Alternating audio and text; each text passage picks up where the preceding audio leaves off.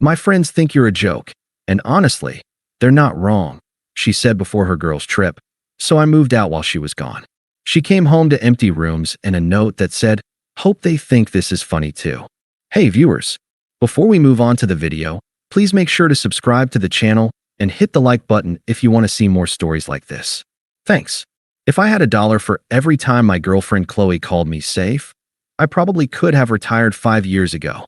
Instead, I was just a 29-year-old senior data analyst, paying 80% of the rent on a downtown apartment we couldn't afford.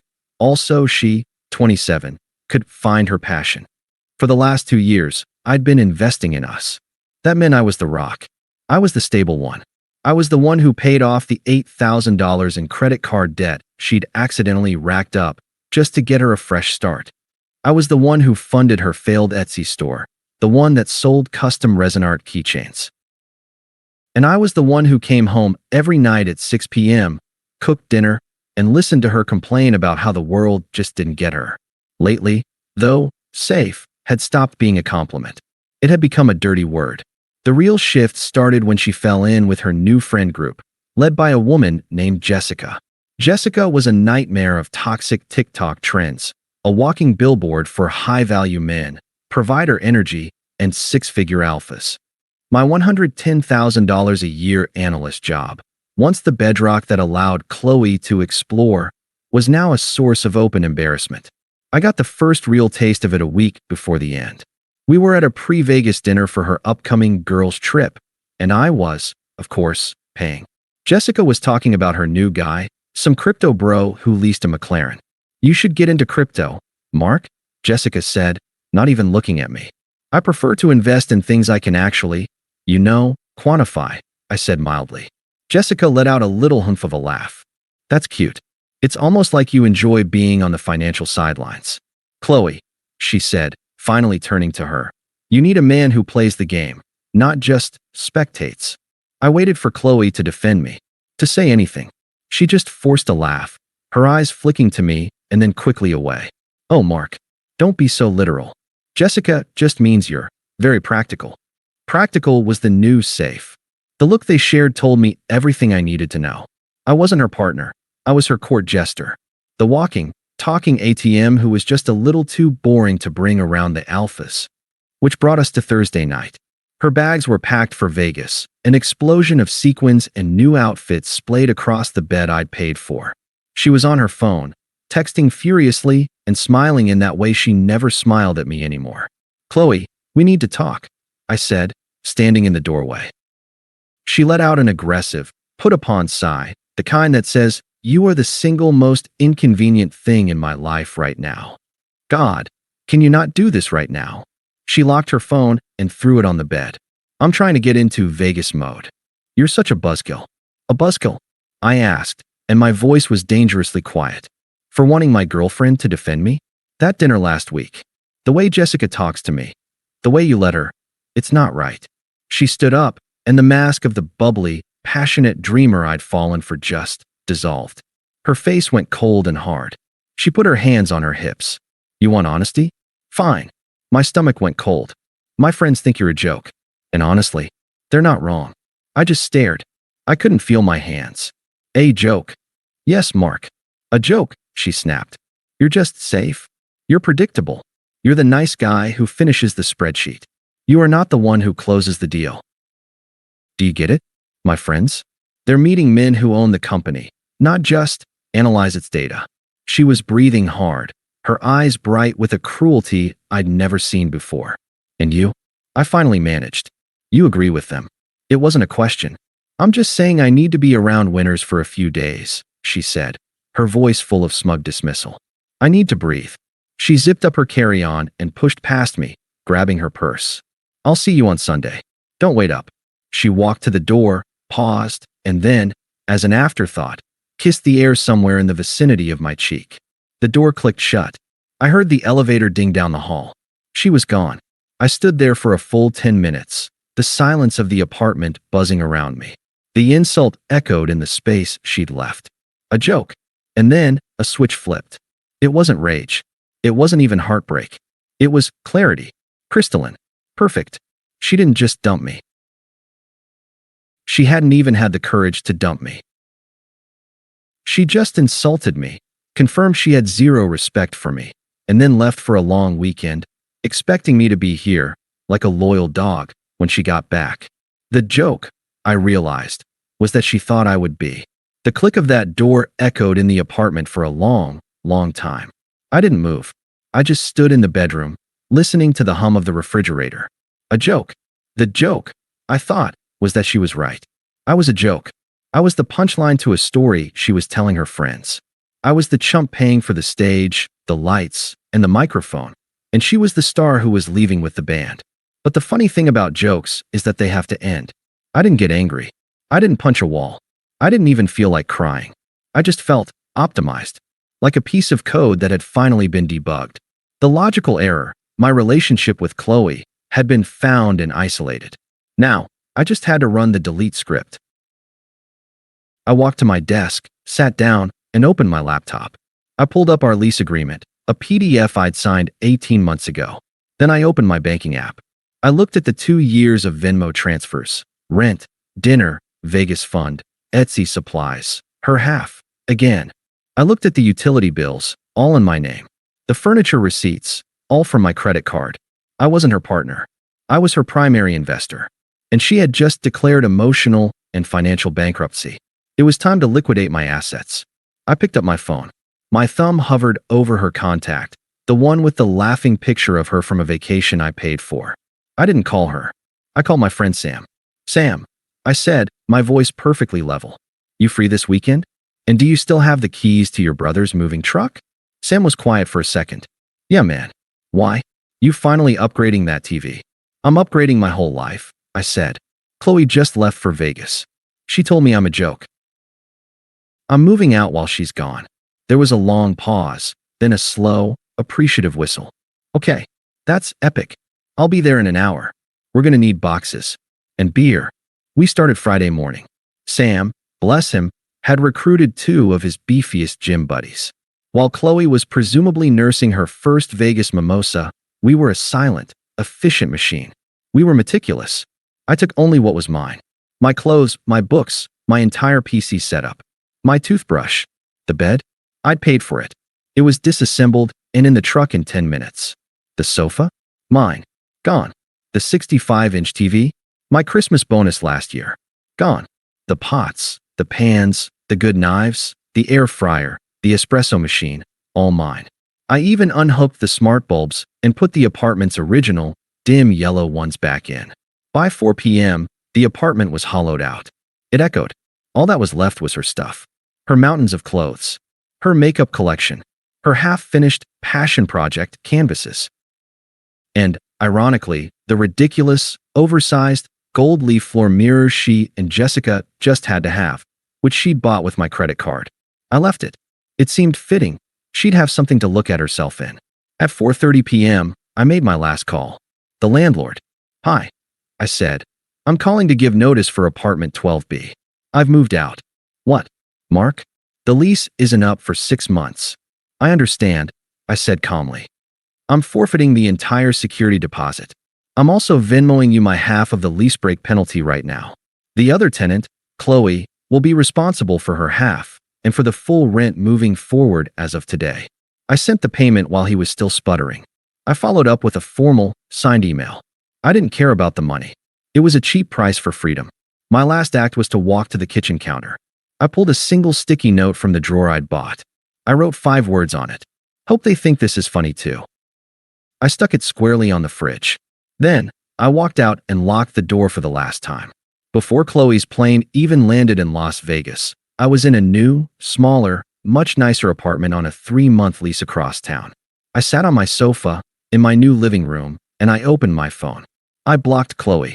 I blocked Jessica. I blocked her entire coven of high-value friends. I changed my voicemail greeting to a generic, robotic voice. Then, I ordered a pizza and slept for 10 solid hours. I didn't hear the explosion. I just felt the shockwave, secondhand.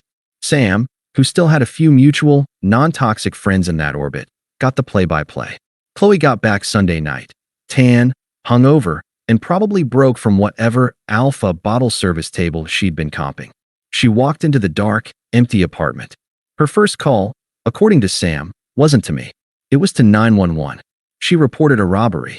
Two very tired-looking cops showed up. They walked through the echoing rooms, saw her clothes and makeup piled in the bedroom, and then saw the single sticky note on the fridge.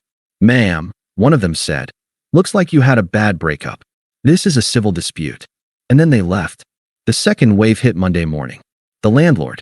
He informed her that, per her lease agreement, she was now solely responsible for the full $3,400 monthly rent.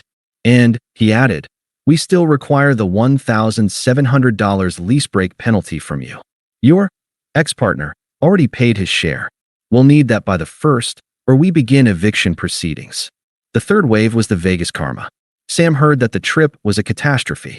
The high-value men Jessica had lined up were just a few club promoters who got them free entry, then stuck them with a $2,000 bar tab. Qley had come home broke, hungover, and expecting to land on her safe bet boyfriend.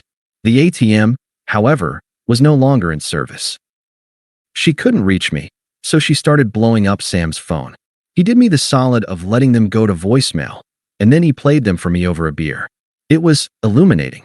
Voicemail 1, Sunday, 11:30 p.m., pure panic. Sam, where is he? Where's Mark? He's not answering his phone. Someone broke in. They stole everything. The sofa. The bed. Sam, he took the goddamn coffee maker. What am I supposed to do? What am I supposed to do? Voicemail 2, Monday, 2 p.m., pure rage. You tell Mark. You tell him I'm calling a lawyer. He can't just leave. He abandoned me. He owes me. He's a coward. This is sociopathic. He thinks this is funny. He's a joke. He's AA. She just screamed and hung up. Voicemail 3, Tuesday, 3:15 a.m., pure desperation, sniffling, voice thick with tears. Sam, please. I don't know who else to call. The landlord called. I can't pay the rent. I can't pay it, Sam. Jessica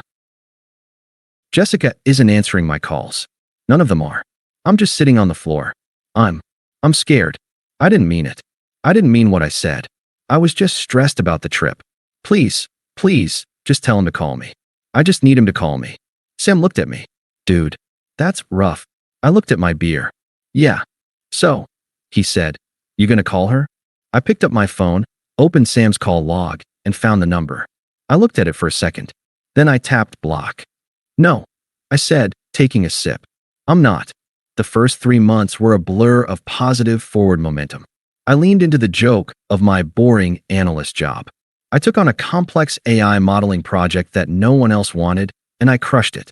So completely, in fact, that they gave me a 20% raise and a promotion to the data science and AI strategy team. I moved into a new one-bedroom in a nicer building, one with a gym. I started using it. I was reading. I was sleeping. I was, for the first time in 2 years, not constantly managing someone else's emotions. I was breathing. I heard about Qley's eviction through Sam. She couldn't find a roommate, couldn't afford the rent, and couldn't pay the lease break penalty. She was forced to move back in with her parents in the suburbs, an hour outside the city. And Jessica, the high-value friends? They had ghosted her completely. As soon as Qley's provider, me, was gone, she was no longer a winner. She was just a broke, evicted 27-year-old living in her childhood bedroom. She was, in their eyes, a joke. The irony was so thick I could have bottled it. Then, the secondary attacks began. When she couldn't reach me, she sent in her family. An unknown number called me one afternoon. I almost ignored it. Hello. Mark? Honey, it's Karen, Qley's mom. I've been so worried. Her voice was all fake sweetness and concern. Hello, Karen, I said, my voice flat and professional. I'm not sure why you're calling me. Oh, Mark, please, she said, the fake cry already starting. She's not herself. She's just been crying in her old bedroom for weeks. She's a mess. She told me what she said, and she made a terrible mistake. Those girls, Jessica, they were such a toxic influence. You know she doesn't mean those things. I waited. She loves you, Karen pushed. She needs you, Mark. Can't you just talk to her? This is all just so embarrassing for her. There it was. Not devastating, not heartbreaking, but embarrassing. That was all this was to them. An image problem. Karen, I said, my voice cold. What Qley did was for her. What I did was for me. I have to go now? Please don't call this number again. I hung up and blocked the number. A week later, the final boss tried to log on. I got a message request on LinkedIn, of all places. It was from Jessica. Hey Mark. Long time. Look, I know we didn't always see eye to eye. But I think what you did to Qley was really cruel. She's at rock bottom. She's lost everything. You made your point, okay? But you've destroyed her. As the bigger man, you should really reach out and help her get back on her feet. It's the least you can do after humiliating her. The hypocrisy was so profound it was almost impressive. I had humiliated her. I stared at the message. I thought about all the things I could say. Instead, I typed one word. No. Then I hit block. A full year passed. My life was unrecognizable. My new role was challenging and fulfilling. I was in the best shape of my life. And I had met someone. Her name was Anna, a brilliant and wickedly funny architect who thought my data nerd jokes were hilarious.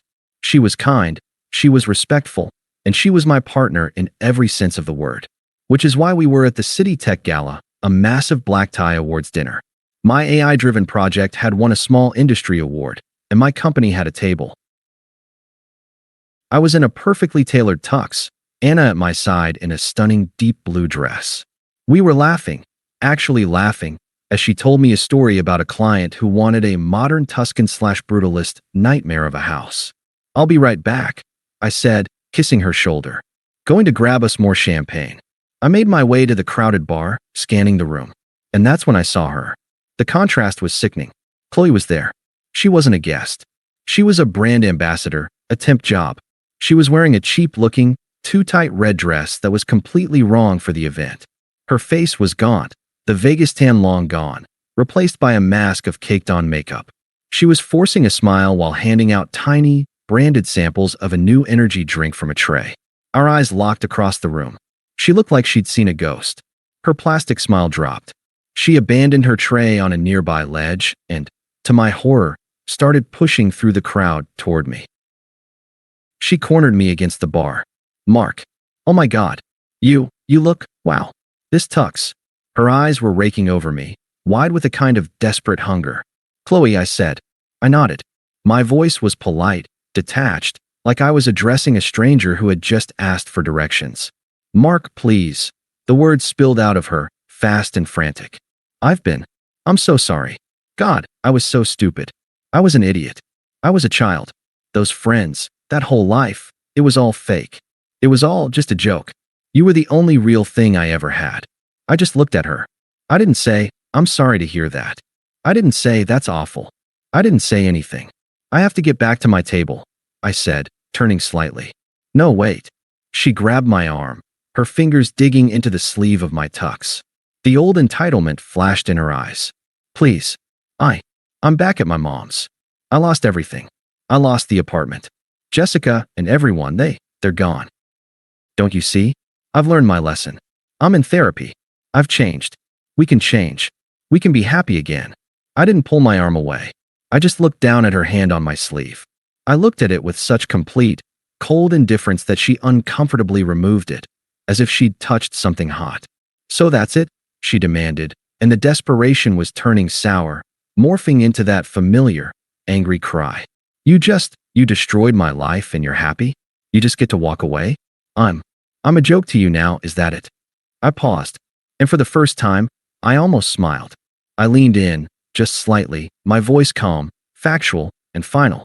You've got it all wrong, Qley, I said quietly. You're not a joke to me.